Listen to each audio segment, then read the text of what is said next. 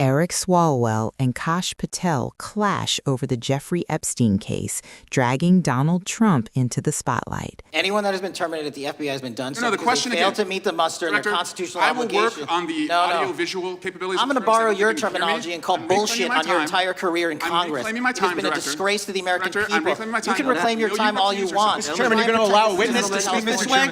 Mr. Chairman, would you recuse yourself, the gentleman has no time. Mr. Chairman, would you admonish the witness not to insult members? The tension is real, the stakes are high, and the questions are uncomfortable. Was this about truth, politics, or both? Let's see this video. Director, the first time you saw Donald Trump's name was in the Epstein files. Did you close the files or keep reading? I have reviewed not the entirety of the files, so you haven't reviewed all of the Epstein files? Personally, no. You're the director of the FBI. This is the largest sex trafficking case the FBI has ever been a part of. Buck stops at the top, and your testimony today is you have not reviewed all the files. What I've been doing is been busy providing the safest country this country has seen in modern U.S. history in historic speed, because the men and women of the FBI are given the resources to reduce the homicide rate, to reduce the drug trafficking rate, to reduce the amount of children that are being trafficked and the number of pedophiles. It sounds like those children being trafficked appreciate the director reviewing the files. You said you don't know the number of times Trump's name appears in the files, so it could at least be 1,000 times. Is that right? The number is a total misleading factor. We have not released anyone's name we have not released anyone's name in the Epstein files that has not been credible. Director, could it at least be 1,000 times? We have released every piece of legally permissible information. Okay, you can characterize the numbers however you want it. Reclaiming my time, Director. It sounds like if you don't know the number, it could at least be 1,000 times. It's not. It's not. Is it at least 500 times? No. Is it at least 100 times? No. Then what's the number? I don't know the number, but it's not that. Do you think it might be your job to know the number?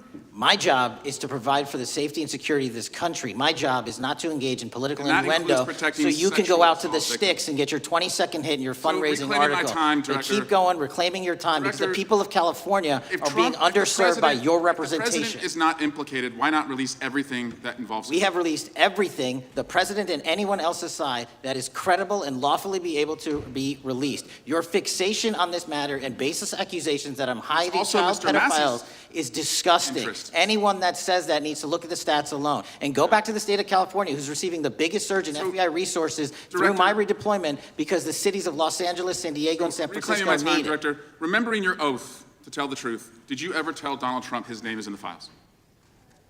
I have never spoken to President Trump about the Epstein files. Did you ever tell the Attorney General that Donald Trump's name is in the Epstein files? The Attorney General and I have had numerous discussions about the entirety of the Epstein files and the reviews conducted by our team. Did you tell the Attorney General that Donald Trump's name is in the Epstein files? And we have released where President Trump's name is in the Attorney's file. It's a simple question. Did you tell the Attorney General that the President's name is in the Epstein files? During many conversations that the Attorney General and I have had on the matter of Epstein, we have reviewed. The question is simple. Who did you tell the Attorney General that Donald Trump's name is in the Epstein files? Yes or no? Why don't you try spelling it out? Yes or no, Director? Use the alphabet. Yes or no? No? A, B, C, Director, D, E, F? it sounds like you don't want to tell us. Did you tell the Attorney General that Donald Trump's name was in the Epstein files? Why don't you try serving your constituency by focusing on reducing violent crime in this country and the number of pedophiles that are illegally harbored in your sanctuary cities in California? I'll work with you on that. Regular order, Mr. Chairman. I belong to the gentleman from California. Did you tell the Attorney General that Donald Trump's name is in the Epstein files? The question has been asked and answered. You have not answered it, and we will take your evasiveness as a consciousness of guilt. Director, did Donald Trump ever say to you, just find and release the entire truth? Don't worry if I'm in it? The instructions from the administration were to release all credible information, and we have done that. Did Donald Trump ever provide information about Jeffrey Epstein as an informant? Donald Trump has not been, and I can only speak for the FBI, an informant of the FBI.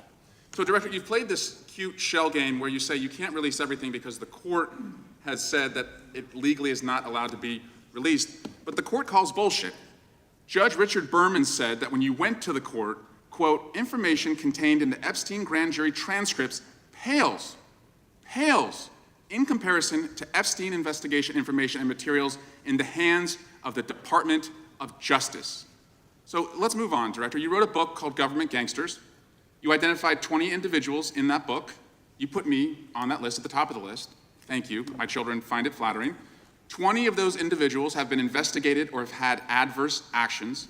Director, considering that you have identified these people as, quote, government gangsters, will you recuse yourself from making any investigation decisions about these individuals? Anyone that has been terminated at the FBI has been done so the because question they failed again, to meet the muster in their Director, constitutional I will obligation. work on the audio-visual capabilities. I'm going to of Twitter, so borrow that your you can hear me. terminology and call I'm reclaiming bullshit my on your time. entire career in I'm Congress. reclaiming my It has time, been a Director. disgrace to the American Director, I'm people. reclaiming my You time. can reclaim your Will you time all you recuse yourself? want. Mr. Chairman, you're going to allow a witness to speak, Mr. Chairman? Mr. Chairman, would you Will you give... recuse yourself, Director? The gentleman has no time to... Mr. Chairman, would you Mr. admonish the point of- witness not to insult members? The gentleman has no time. Mr. Chairman, The just committee will remember. quick point of order. Could the gentleman be extended an additional 20 seconds to complete his thoughts since the witness decided to interrupt him And then continuously? and the witness will be able to respond if he wants. We'll make sure he Thank has you. time to do that. My question Then we'll is, continue. will you, Director, recuse yourself, yes or no, from investigating or making decisions about the 60 individuals, including myself, that you identified as government gangsters? Yes or no? Time of the gentleman has expired. The witness may respond if he would like. And the answer was no, as I heard. Correct. Okay. The gentleman... What stood out is not just the topic, but how power and accountability collide in public hearings. Should the head of a major agency know every detail of a case this important? Or is it realistic to expect delegation at that level? This moment shows how oversight works, but also how quickly it can turn personal. There's also a deeper issue here. When leaders argue instead of clarify, does the public actually get answers or just more confusion? Big investigations like this involve law, privacy, and evidence standards. Not everything can be shared, but that lack of clarity often fuels suspicion. In my view, both sides had a point, but neither fully served the public. Strong questions matter, but so do clear answers. If trust is the goal, transparency has to improve. What do you think? Should more be revealed or handled quietly? Like and subscribe for more breakdowns like this.